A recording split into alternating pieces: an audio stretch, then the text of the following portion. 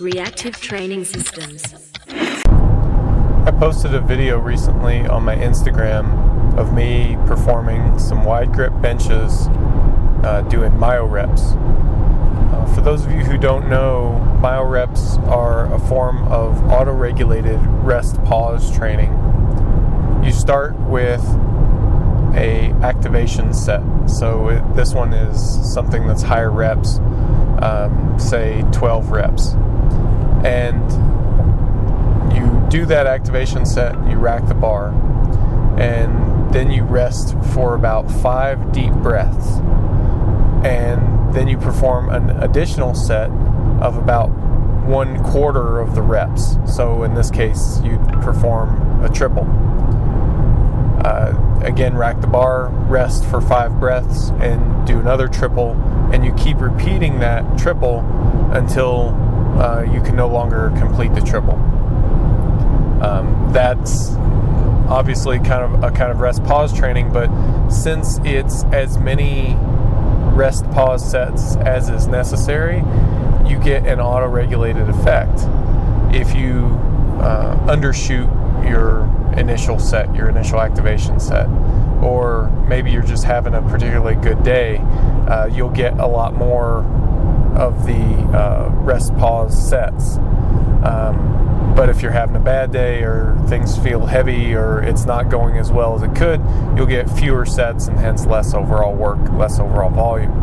So the workload that you're doing gets automatically adjusted based on your performance, and it's all kind of built into how the protocol functions.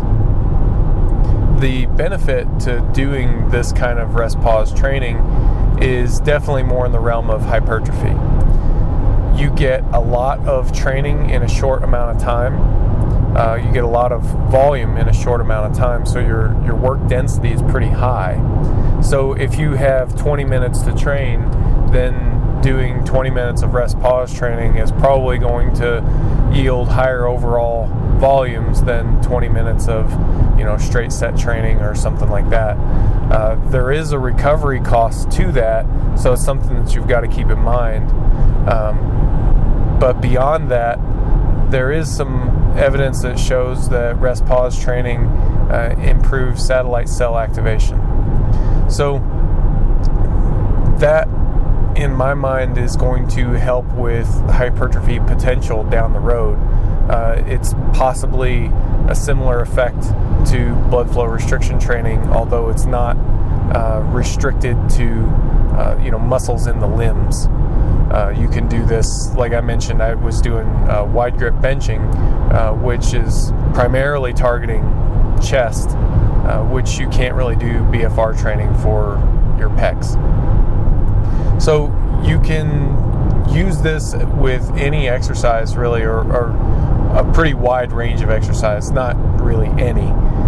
You wouldn't want to do it with exercises that have certain technical demands and things like that, because by the end it is pretty hard, it's pretty painful, in a good way. I mean, if you like lifting weights, I'm assuming that it's going to be painful in a good way to you. So if it's something that you like, if it's something that you feel like you would like to put into your training, I would keep it more in the supplemental realm. So I wouldn't do it for main lifts, obviously. I wouldn't do it for assistance lifts, but its role is really well suited for supplemental lifts. So muscle or movements rather that target more muscles rather than range of motion weaknesses or anything like that.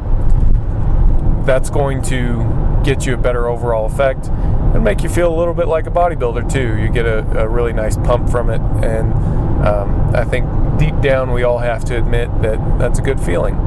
So good luck. Hope that this is a useful thing for you to add to your training.